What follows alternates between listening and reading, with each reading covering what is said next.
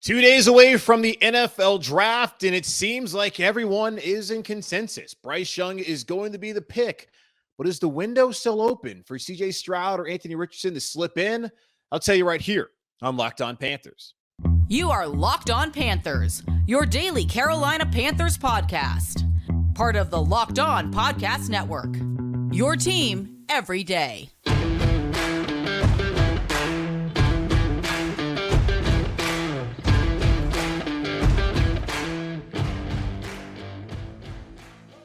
To another edition of the Locked On Panthers podcast, a part of the Locked On Podcast Network. I'm your host, as always, Julian Council, talking Carolina Panthers with you every Monday, Tuesday, Wednesday, Thursday, and Friday. Your team every day. That's our motto here on the Locked On Podcast Network. Subscribe or follow for free on YouTube or wherever you listen to your favorite podcast. And be sure to follow me, Julian Council, on Twitter at Julian Council, where on Fridays, not this Friday, though, because I'll be breaking down who the Carolina Panthers take over number one overall in the draft, but typically answer your weekly Friday mailbag questions either at me or DM me on Twitter at Julian Council to participate in next week's edition of the weekly Friday mailbag right here on Locked On Panthers. On today's episode of Locked On Panthers, going to talk to Mike Kaye, the Charlotte Observer, one final time ahead of the 2023 NFL draft. And Mike and I had a pretty long conversation about what the Carolina Panthers are going to do and if Bryce Young truly is the odds-on favorite and how we got to that point, and whether CJ Stroud,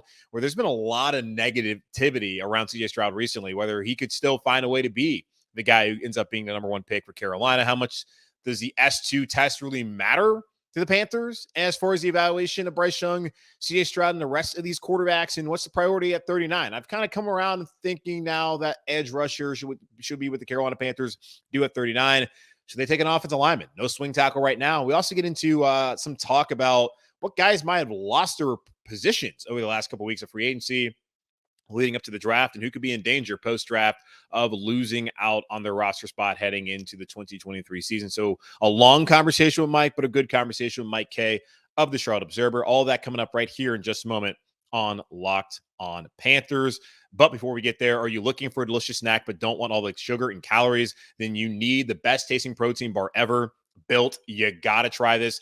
If you're like me and you want to make healthier snack choices, but you don't want to compromise on taste, I've got just the thing for you. Built Bars and Built Puffs. Built Bars are healthy and taste amazing. Seriously, they taste amazing.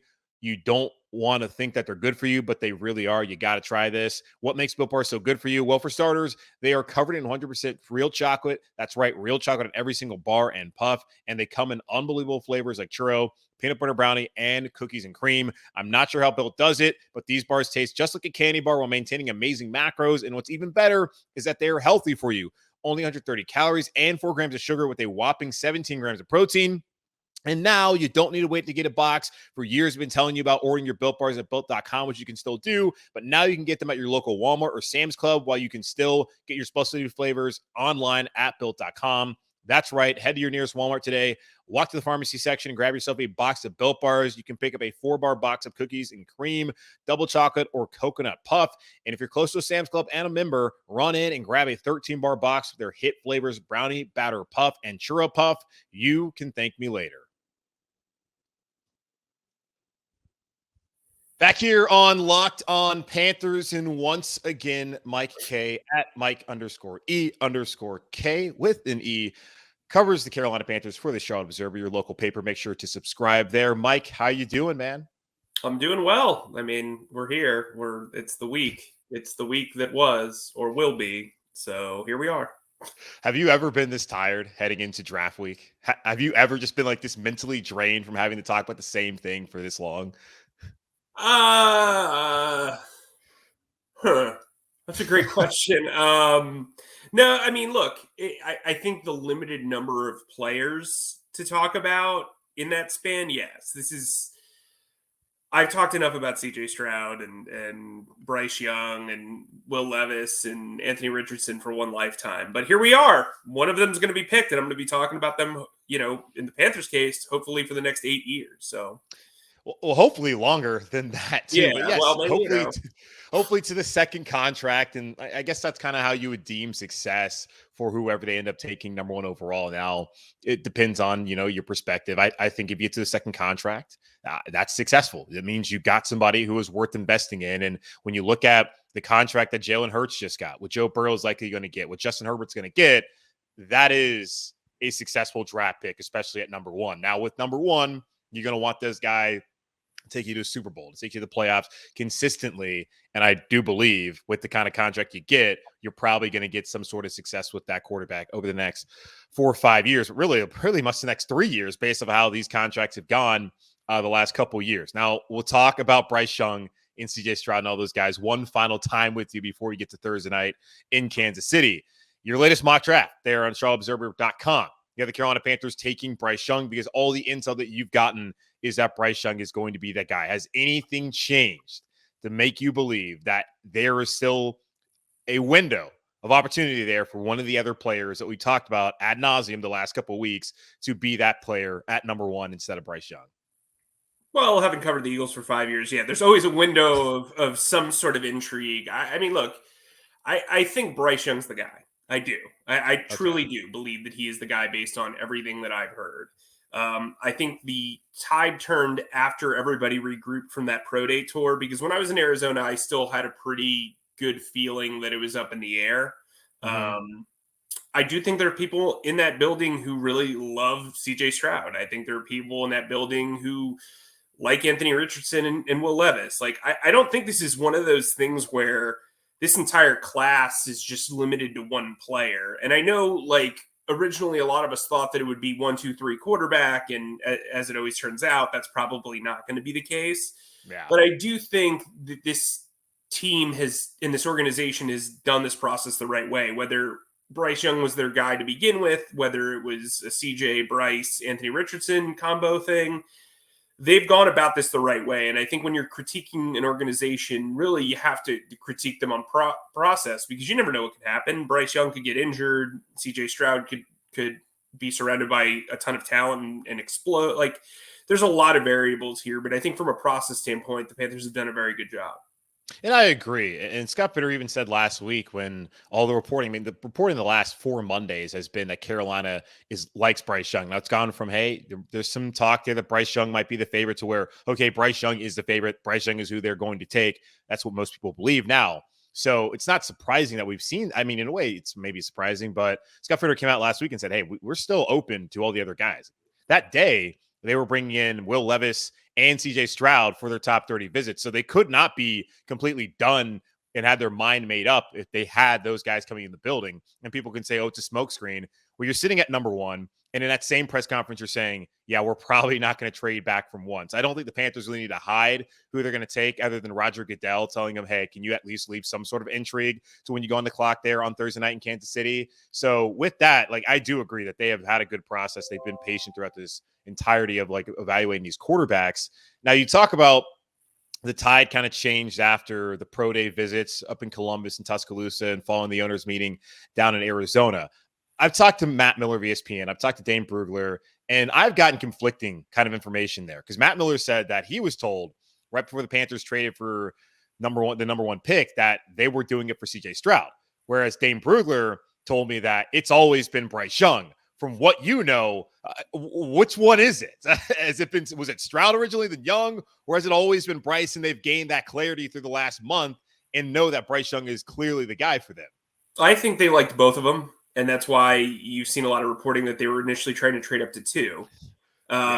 Look, this happened similarly in 2016, where the Eagles really liked both Carson Wentz and Jared Goff. So after the Rams traded up to number 1, they traded to 2. So whoever they didn't take, the Eagles were going to take. And I think they've come at it in a similar situation. I do think during this process, Bryce has solidified himself. I think when you look at this picture, right, and you look at the tape, CJ's got great tape, in my opinion. I'm a big CJ Stroud fan for his tape, but I think when you look at Bryce Young, he does so many things that are just special, that if you're comfortable with his size, which the Panthers, by all accounts, seem to be, then you take that guy, you take the special guy, you take the guy that you feel like you can have a dynamic run with. And I think from their perspective, they learned more about the player as this process went on. And I think that's pretty special. Like if he can, it's not that one guy is a better person than the other, but I think if you gel with a person, you know it. And when you have as big of a caravan tour as they did, I think there's a lot of opinions to take into account. And ultimately, I think after all of the pro days, not just Alabama and Ohio State, after going to Will Levis, after going to Anthony Richardson, I think everybody collectively got together and kind of talked it out. And I think there was not necessarily a consensus in the room, but I do think the overwhelming majority was impressed by Young, if not the entire room. Frank Reich said at the Combine that, yes, Bryce Young is size. That can be a concern, but that's not everything. And he's talked about Anthony Richardson's accuracy and saying how you can fix that. And he's talked about some of the inefficiencies some of these quarterbacks have, and also talk about the positives and the strengths that they have. How much concern do you think there is still today for Frank Reich and potentially having a shorter quarterback in Bryce Young? Well, I was talking to Daniel Jeremiah. We did a large conference call with everybody, local, national, a couple of days ago, and he said, it's his pushback on the typecasting is that Reich's never really had the opportunity to draft an outlier smaller quarterback. I know for a fact that he coached Chase Daniel, who's under 6 foot, when he was in Philly. Now Chase Daniel threw one pass; he was the backup, whatever. But the reality of the situation is, I don't think he's opposed to somebody smaller. I think if you said to him 2 years ago, hey, Drew Brees is thinking about leaving New Orleans, would you want him in Indianapolis? I think he would have signed up for that immediately. I just think, look, coaches do have types. There's no question about it. And it's very easy to be typecast in this league. I mean, look at Justin McCray, who the Panthers signed in free agency. He's been everywhere with James Campen. Some guys just have their guys, but I think it's unfair to say, hey, Frank, I know you've never picked first overall, but I know you're going to take somebody who's a prototypical size. Now, initially, look, I heard reporting that there were people on the staff that really like CJ Stroud. I mean, like, that's just the reality of the situation. I don't think this was a matter of just typecasting. There was some smoke to that fire. Doesn't mean your mind can't change. Doesn't mean this situation isn't fluid. And I think actually the best process is to have one that's fluid. And with that, I'm just wondering too, like with David Tepper, because he's been a part of this process, and they had the largest traveling party I think you've ever seen, from pro day to then the owners' meetings, back to the pro days. Anthony Richardson down in Gainesville.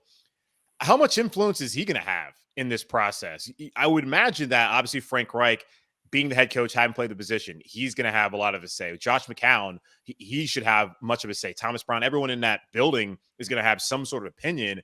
How much of this is going to fall on David Tepper, who has sat here, has watched the quarterback carousel of guys either break down physically like Cam Newton, never have it at all like Sam Darnold, and, just, all right, Teddy Bridgewater, okay, but what are we doing here? How much influence do you think he's going to have in this situation? I mean, in the war room there, in this process that's gone on over the last month?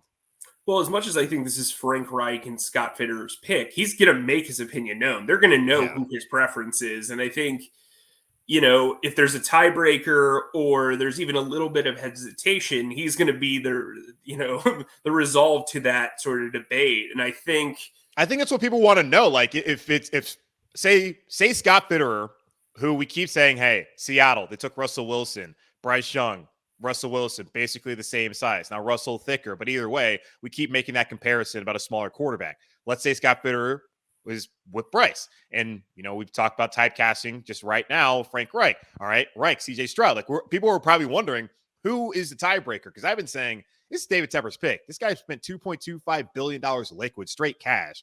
And there's no way he's going to sign up, in my opinion, for the quarterback he does not believe in the most. So in that situation, do you believe it's like, hey, David Tepper, he's the guy who gets a tiebreaker? Not McCown, not Brown, not Parks Frazier, Jim Caldwell, but the guy who's cutting all the checks. Do you ever have a boss who's just like kind of nudging you like, hey, you should probably do this. You should probably do this assignment. You should probably do this assignment. And then eventually you come around, you're like, hey, I should do this assignment. I think that's the type of influence David Tepper has. I don't think I don't think he's going to lord over this pick because I don't think that's the type of chemistry and type of atmosphere he's trying to build here. But I do think, he's going to have a say. There's literally no way that he does not. Like, if everybody in the room was like, listen, we want this one guy, and David Tepper's like, no, I want the other guy. I do think that maybe there's like a push and pull there, but I think everybody's kind of going to be like-minded on this because I think they know what they're looking for here. Yeah, and I'm not sitting here saying like we're going to have a Dan Snyder taking over the war room situation and drafting Dwayne Haskins that plays out here in Carolina.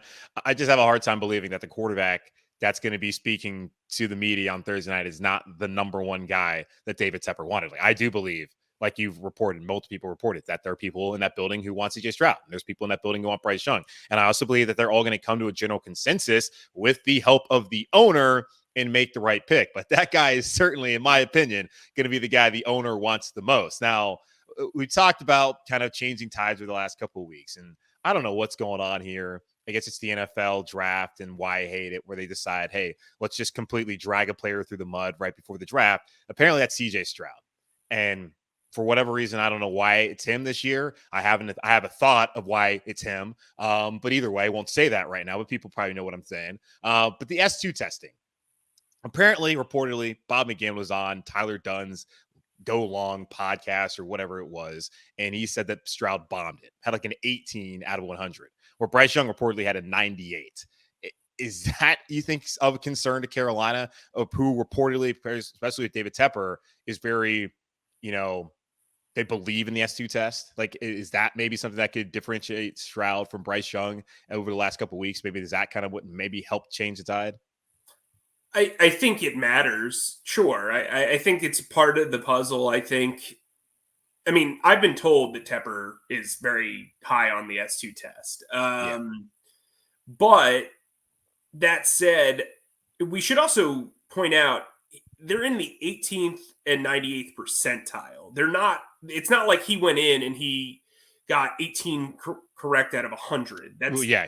Well, please explain it better, because honestly, this is like a new criteria that I had never heard about before that all of a sudden is now being used in like every single article, and no one's really explaining what the hell it actually is, other than like it's a cognitive test. It helps with processing. They put out shapes and kind of stuff. I don't even really understand, because I watched the games. I'm like, okay, Bryce Young looks pretty good. CJ Stroud looks pretty good. It's like, oh, hey, this test, it's like the Wonderlic. Like, how much can you really apply that to what actually happens on the football field? Yeah, honestly, it's kind of still a mystery to me. I know there's been reporting on it, but it's just like, it seems like there's different avenues of the test. Look, here's the thing. The reality of it is, that old saying, everybody's got a plan until they get punched in the face. I think it's kind of hard to take a test and apply that to the NFL. Now, historically, this test has been around for a little bit, but historically, guys that have not favored well on the test have not developed into starting quarterbacks. You could also say that there's not enough sample size there. You could also say that maybe the quarterbacks just weren't good. And so I think it really comes down to the tape. Like I've said, I think CJ Stroud's got really good tape. I think the Panthers are in a great position to land a franchise quarterback, whether they go with Bryce Young or CJ Stroud. I have not lost confidence in CJ Stroud one iota, but I do think everybody has their opinion, right? And there's 10 to 12 opinions that traveled with this team. And I think, if somebody is very big on the test, they're gonna voice that. They're gonna say, hey, Bryce did really well, and reportedly, CJ did not do well. Look, I think you have to acknowledge when a guy has not done well or has done well. It's the same way with tape. Will Levis is getting cooked for his turnovers, right? It's the same thing. You're getting data here. And maybe not. That makes way more sense. Kate, the guy turns the football over. Like, okay, obviously you're seeing that on the film. Like, I can understand that criticism far more than like, oh, hey, it took some tests that no one even really understands and apparently didn't score that high. Yes, I agree. They should be weighted differently, but I do think it is worth acknowledging. It is a piece of data. Now, to your point, I do think it's kind of unfair the way this has come out, right? And I do think that there are aspects of this draft process where it's just like throwing out really negative things. There's negative stuff that everyone hears about every prospect. Yeah. It's just who decides to report it and what they deem as true and discerning the truth. That's part of our jobs, right? Mm-hmm. And I think I do. Yeah, I'm not a fan of the way this stuff has been handled with CJ. I think that that's kind of unfair. And look, ultimately, if you're basing your decision off a test, then that's a problem. I think the ultimate test is tape, and it's constantly going back. And if you see stuff on a test where cognitively somebody is struggling, well, then you go back to the tape and you say, hey, does this show up on tape? I think that's the responsible thing to do if you're scouting these players. Yeah, and Bruce Feldman of The Athletic had a really good article came out on Monday, just talking to some coaches anonymously. And one coach is saying, I watched CJ Stroud's tape, and then I saw the testing. I was like, I didn't really understand because I'm not seeing that on tape. So I don't know. I just found that interesting because I know it's been something that's brought up in Bryce Young's favor the last couple of weeks, and there still has not been much of an explanation as far as what the S2 test is. And I'm out here offering my own saying I'm ignorant to what exactly this test really is all about and how much it actually means to a player's success. And I've seen like Burrow scored high, but I've not heard the guys who scored high and did not have success, if there is even correlation to that at all. And the guys who have scored low and have had success. Now, I don't know. And we'll see how it plays out the next couple of years, but it feels like this is the first draft process where it's really mattered as much as it has as far as in the conversation leading up to the draft. But also, this is the draft process being way too long. And then we get to the situation where a guy gets dinged because somebody who reported this, who is not even on a beat anymore, said, hey, this apparently happened. And we have no idea whether it's true or not, but people take it as fact. All right, going back to Carolina and getting away from the S2 tests and all that kind of stuff. At 39, you got the Panthers in your latest mock draft taking an edge rusher. I look at that position, or not even that position, but obviously, yes, they need somebody other than Brian Burns. Frankie Louvu, Marquise Haynes combined for 12 sacks last year. I don't know if you can bank on that happening again this year. I would bet against it just based off of what they've done in their careers. But that was also Frankie Louvu's first time being a starter. So maybe that's who he will be moving forward. All that being said, it makes sense to get somebody opposite of Brian Burns for the future who truly is an edge rusher, and that's what you want them to do. Corner, you look at week 17, there's an argument to be made that if either Dante, but mainly Jason Horn's healthy, the Panthers could have won that game and they were a playoff team. And then that wide receiver, there's nobody on this roster who you look at right now and know for sure will be long-term here in Carolina. At 39, what should be the priority if we're looking at all those positions being available, players that you would want, and going best player available? Well, I think there's two frames of thought here. One, you should strategically be trying to acquire another day 2 pick, whether that's this year or next year.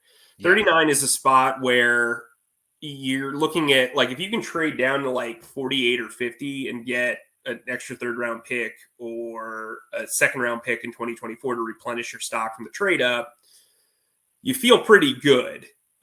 This is a spot, like, once you get to like 40, that's when like the first round grades just completely fall off. Everybody, from an insider's perspective, there's typically 15 to 20 guys per team that have first round grades. They're all different though, right? Because everybody sees something different. That's the joys of this draft, and the faults of this draft process.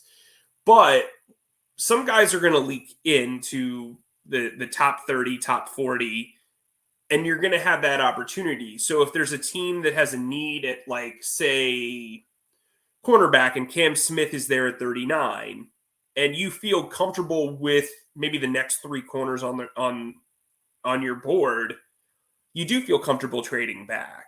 Yeah. I don't think the Panthers should trade back for the sake of trading back, but there's a reason why 39 was a sticking point in the conversations with Chicago. That's an extremely valuable pick. That said, if they stay put, I like Ojulari, the pass rusher. I like Keon White from Georgia Tech. Yeah. I don't think they necessarily need a natural outside linebacker type. I think if you can get a really good 5 technique that you can put opposite Derek Brown, that helps you. And maybe you start Marquise Haynes behind him. Yeah. I think their issue right now is they're going to be a hybrid defense. So you're going to need a guy who can play both outside linebacker and defensive end, in an even front. So they're going to have to find a guy who's versatile. I talked to Dan Morgan about this. He said he was giddy about being able to scout a true 3-4 for the first time.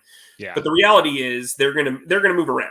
And in base packages, they're going to be like a 4-2-5, or is my math right? Yeah, 4-2-5, 4-1-6. Like, Evero's going to use a lot of dime. So you've got to be prepared to have guys with hands on the ground. And I think if they can get an edge there, that's great.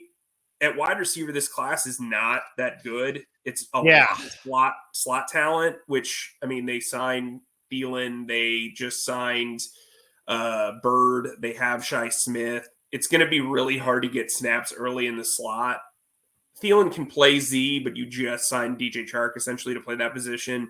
If there's like an X type there, maybe you go after him. 93 is really deep in the third round, so it's tough. That's why you if you trade back and you can get another third, you feel good there, because then maybe you nab an edge rusher, a corner, and then you go wide receiver, and then what have you. But they have a lot of needs and only 6 picks, so they really do need to be economical with this. Yeah, and thinking about it too, like looking at the wide receiver class, I mean, if one of those top guys doesn't fall to 39, like, does it even really make all that much sense to take one? Just based on what you said, because slot, like Josh Downs, great slot player, gonna give you a lot more hopefully in the future than Adam Thielen's probably gonna give you in a year or two here in Carolina. But he's probably not going to get on the field right away. Like, maybe it does make more sense just to kind of like, hey, if you don't get it at 39, kind of bypass that.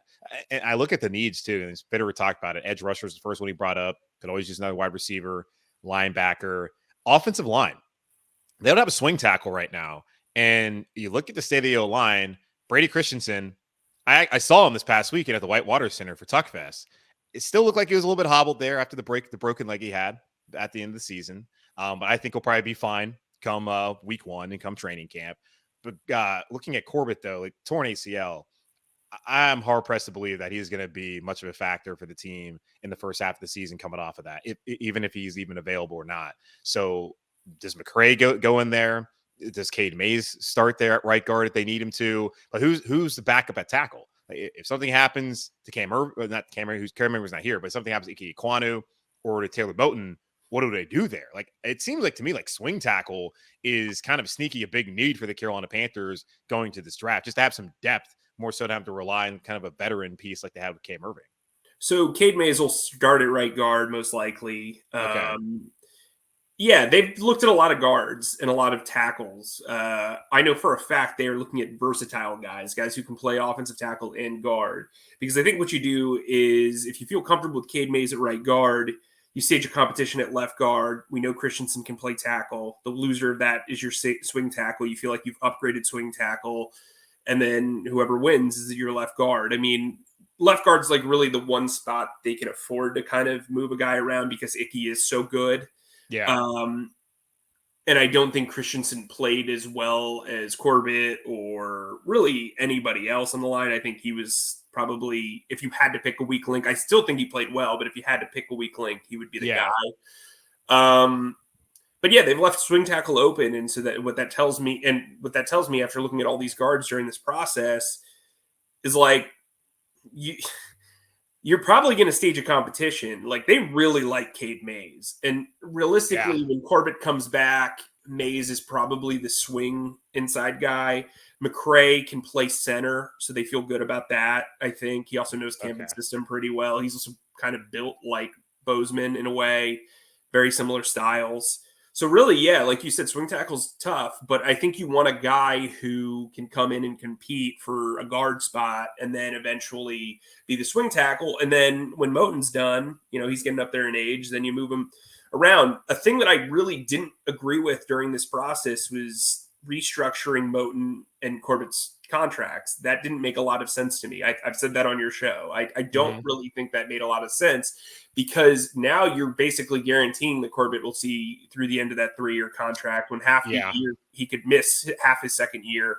Moton is getting up there in age, and I just don't really understand what the logic was in restructuring him.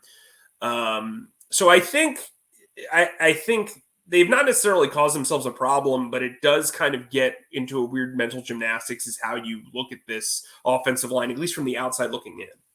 Yeah, I guess it seems like they just wanted to. They had a good O-line for the first time in a long time, and they felt good about at least Moton. He's not coming off an injury. Like the Corbett one, that's a concern. And I understand wanting to open up cap space, be able to go out there and fill some of these needs that they had during free agency. But there's also some positions like running back I looked at. Did you really need to go out there and give Miles Sanders all that kind of money when apparently this is a deep running back class? And well, you see what the Super Bowl team had, a 7th round running back. Like you don't necessarily need to invest in that. Now, speaking of running back, you got Sanders, you got Chuba Hubbard, I guess Spencer Brown as well. They don't really have that bruising back. Could you see a possibility where they might take one later on in the draft, or is there someone available still in free agency that they might target? Because I feel like short yardage, that's got to be some kind of position that they're looking at, like trying to add to at least. I mean, in his offense, at least early on, he really liked guys that played specific roles. Mm-hmm. I mean, look, they could look into post-draft guys that get cut, guys who are on the trade block for, a roll of nickels.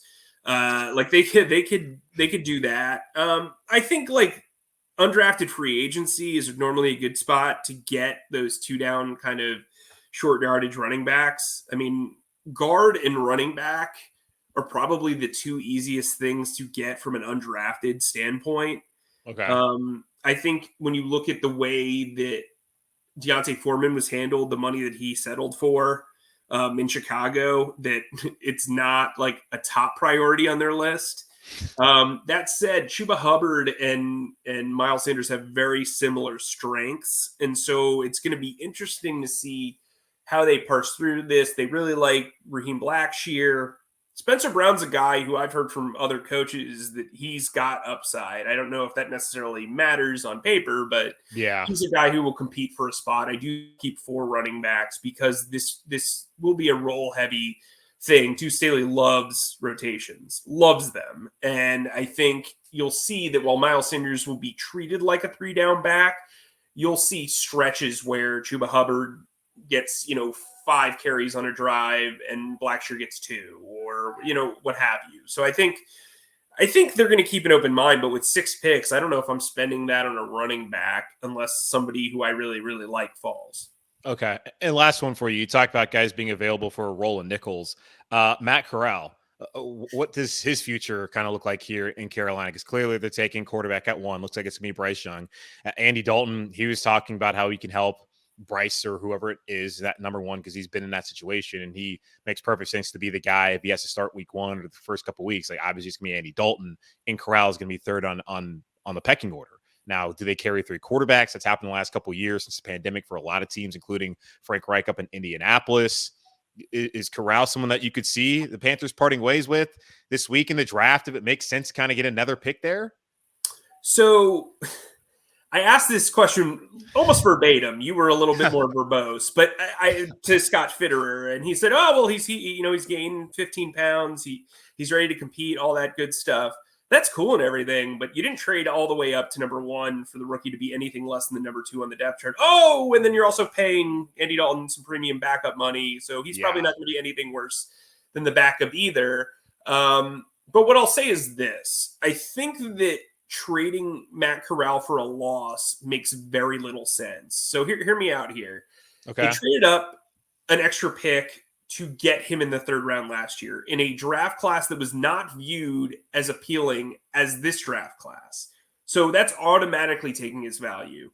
Oh, and then by the way, he didn't throw a meaningful pass last year. He's coming off a Liz Frank foot injury, which sometimes can really hurt you from your mechanics. Oh, and by the way, now he's got 1 less year on his rookie contract, which is controlled. Oh, and by the way, there's like 5 to 6 relatively strong starter to high-level backup prospects in this draft. So it's like, do you want to take a 4th or 5th round pick for a guy who you could bring to camp, who you liked a year ago, or at least the previous staff liked a year ago enough to trade up for him? And you're still kind of paying for it, right? Because you don't have that draft pick in this draft. Do you take him to camp? Do you try to push the rookie? Do you try to hold on to him? And if he's good in the preseason, you move him for maybe at a standstill, draw sort of trade. I mean, to me, I don't know if I would rush it here. I mean, I get it. I get it. Unless he actually wants out and has asked for a trade, I don't know what the logic would be to force one, if that makes sense. Is actually, it would be hilarious if he thinks he's in position to ask for a trade. Just any sort of self-awareness. I understand, hey, not the best situation for you, but everyone claims to be a competitor until they don't want to compete because they know they have no chance. Now, it's not going to be a competition for him. I just look at it, best case scenario, it's like, I mean, Dalton, I think, is going to be the backup here the next 2 years. Don't see any reason why you wouldn't want to keep him here for 2 years, especially with the contract. And then after that, we're talking about the last year of Corral's rookie deal where he'd be the backup quarterback. And that's going to be a guy who's probably never played a single important snap in the NFL.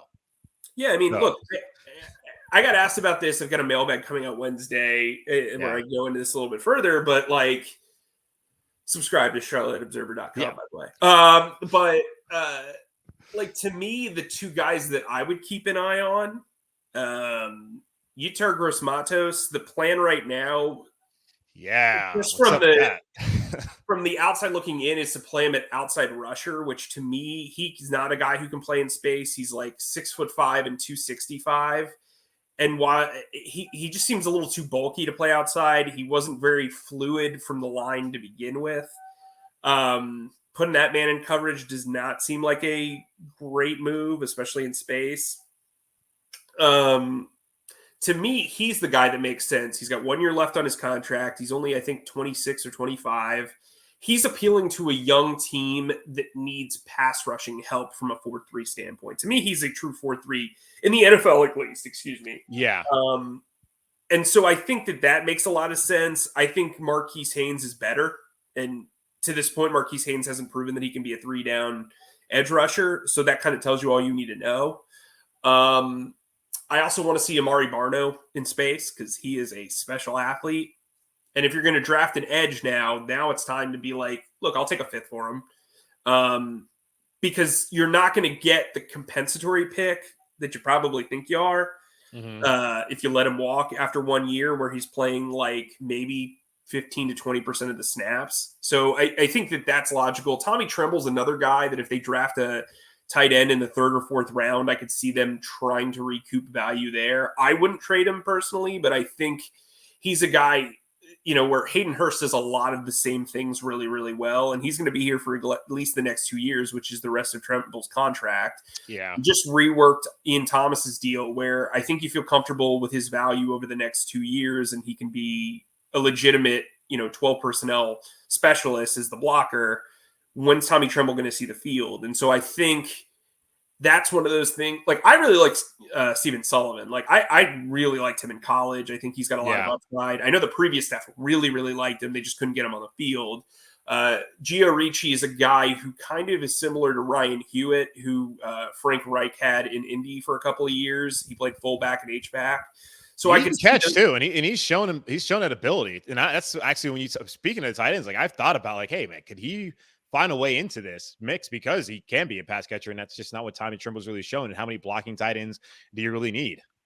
Well, there was a post route that Ricci ran for like a yak game, like a huge yak game. I'm trying to remember what game it was, but I said, wow, I did not know he could run routes like that. I mean, and I studied him when he was coming out of college. I did not know he could get downfield the way he did. And look, I think when we get back to Corral, right, you brought up the three quarterbacks. He's competing to make sure that they keep a third quarterback, right? He's kind of in this awkward situation where he wasn't he was drafted by the previous staff. He didn't play last year, so you don't know what his NFL upside is. He was coming off, being a third round pick in kind of a mediocre quarterback class. He was drafted low enough that you're like, well, we could cut our losses or we could trade him, whatever.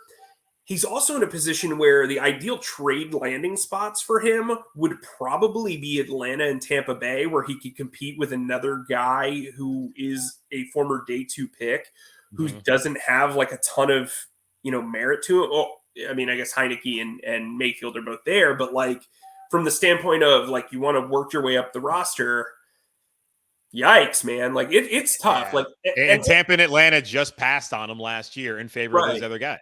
Well, I guess not Kyle Trask, but at least Ritter in Atlanta.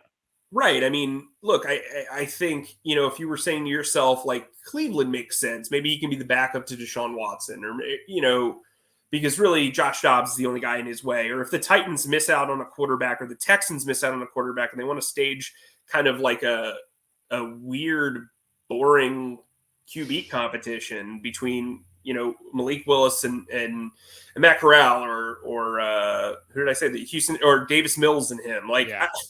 I don't know. It's going to be tough for him to kind of have a soft landing here, because you have a guy in Andy Dalton who's going to take up the bulk of his contract. He'll have 1 year left on his contract when Dalton becomes a free agent. Maybe you say to the Packers, hey, look, I know you got Love there. If you want a backstop here for a cheap price, here's Matt Corral, who a lot of people believed in, That's tough. That's tough for him. Wide receivers, you think that all the guys that are here in town, everyone's probably kind of secure. I mean, I think about, add in Damiere Byrd, like with Shi Smith standing here, Chenault going into final year.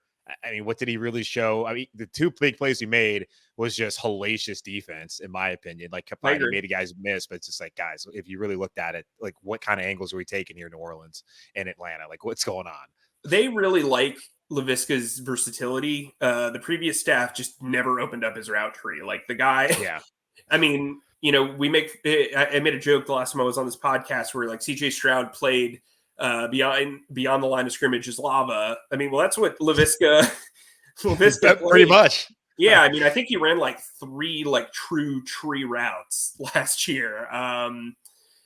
And so I think they want to open things up. If you look at the way Paris Campbell was kind of used a little bit last year, where he's out in the backfield. I mean, they're different. They're built differently, but I actually think Laviska's better fit for getting handoffs and moving around. And maybe that's why they feel good about running back. Maybe they think he can be Cordero Patterson in a way. Like, he has been compared to that guy in certain aspects. He was going to probably get carries last year. It just never kind of popped up. And so I think he's safe, because he's a guy that, you're going to keep 4 or 5 wide receivers active, and you're going to keep 3 to 4 running backs active. And he allows you to kind of cheat in the numbers game. Okay. It's the same thing with having a versatile offensive lineman as your 6th offensive lineman, like Cade Mays. Cade Mays allowed you to only keep 7. Shi Smith's in trouble because if Byrd and anyone from this draft class are here, like, it's hard to see him making this roster from the slot position, because Thielen's probably going to get about an 80% share in the slot. And look, I think Terrace Marshall showed that he can do some things as a big target in the slot.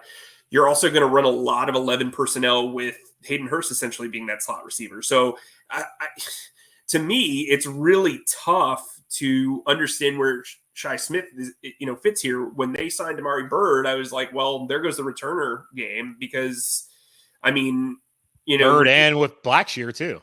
Yeah, Blackshear's a guy the front office seems to like a lot. Yeah. So, yeah, I mean, look, it's tough. I mean, I don't think Shi Smith is not an NFL wide receiver, but when your slot guy who can't play outside is your 5th or 6th guy, that's tough. So he's going to have to win a returner spot to probably make this roster, or there's going to have to be an injury. I think that if you did a winners and losers of the offseason, I think Corral and Shi Smith from the outside looking in, and maybe even Tommy Tremble, those are the 3 guys that I'm like, well, if I'm them, this competition is going to be legitimate. Like, you're going to have to hold on tight. And I don't think local ties are going to really help Shi Smith this time around. No. Damiere Byrd already has that. Right, exactly. Played here before, and he played at the same school. Yeah, it's South Carolina on South Carolina crime there, but in the slot, nonetheless. Yeah. But listen, I mean, we don't know what's going to happen. This team's got 63 players on under contracts. They've got 6 draft picks. Sam Franklin's yet to sign his restricted tender. So you're looking at 70 spots accounted for as of right now. That's going to be 20 undrafted free agents, or maybe like 15 undrafted free agents, and then you're looking veteran free agency. But, like, there's a lot that can happen. This roster is only like 2/3 of the way complete. And so I'm interested to see how this all shakes out. I mean, every year after the draft, there are guys that are dropped. And it's hard to predict that with this team, especially because they have so many openings. But, maybe Shi Smith's a guy that they can trade for a 7th round pick, if somebody missed out on a slot receiver in this draft, they probably fell asleep for the first 6 rounds. But, maybe that's the thing. I mean, I feel like there's like 25 slot receivers in this draft class. No, it's crazy how many there are. And that right there, the conversation we just had here to end the show, that's kind of what I'm looking forward to once we get past the draft, because we spent so much time focusing on, hey, what are you going to do at 1? What are you going to do potentially at 39? Like, what's the priority there? Okay, well, how about, the winners and losers of the offseason? Like, because when I saw they signed Damiere Byrd, like, okay, who lost their job? Because they didn't bring Damiere Byrd in here probably not to make this roster, especially knowing that a lot of the holdovers, they've already brought in guys who are going to be ahead of them in the wide receiver depth chart and in that room. So who lost their job? So excited to see kind of how this roster is fluid throughout the rest of the offseason. Of course, heading down to training camp, which I still think is in Spartanburg. I don't even know, because I went to practice facility. Like, I guess they're still going to be down at Wofford. So plenty of time to figure what's going on there. Let the people know what you got going on the rest of the week, because I imagine you'll be in Kansas City covering the draft for the Observer. No, I won't be, but no. Oh, no. Okay, good. So a little inside information for a beat writer perspective, being in the bowels of the stadium is much more beneficial, because you get the execs, you get all that stuff. Plus, you get to watch the draft in like a legit way.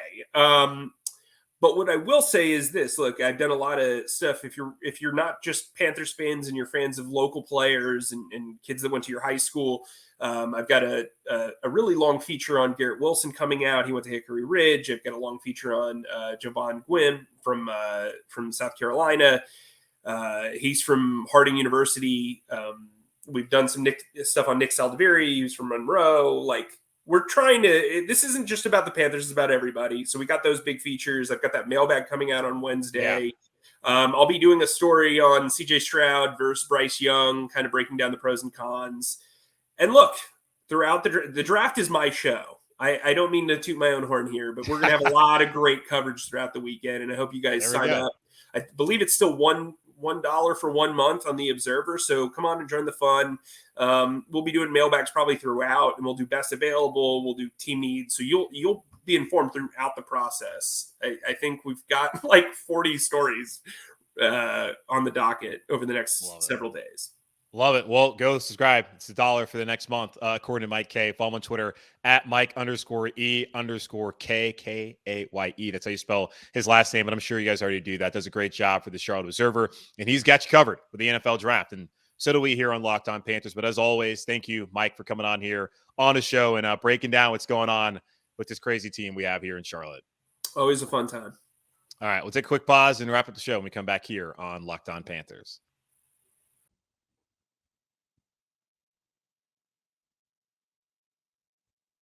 Great conversation there with Mike Kaye, the Charlotte Observer. Again, follow him on Twitter at Mike_E_Kaye.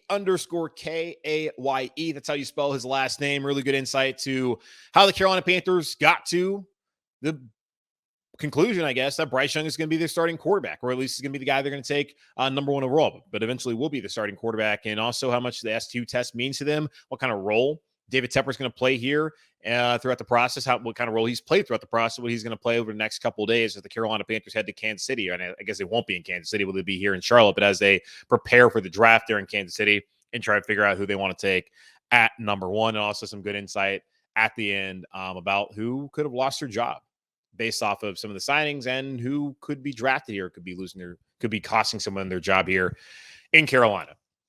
All right, that's going to wrap up this edition of the Locked On Panthers podcast, a part of the Locked On Podcast Network, hosted by yours truly, Julian Council. Check us out Monday through Friday. Subscribe or follow for free on YouTube or wherever you listen to your favorite podcasts. And follow me on Twitter at Julian Council, where on Fridays, typically, I answer weekly Friday mailbag questions. No mailbag this week because we'll be talking about the NFL draft, but we'll be back next week. So at me or DM me on Twitter at Julian Council.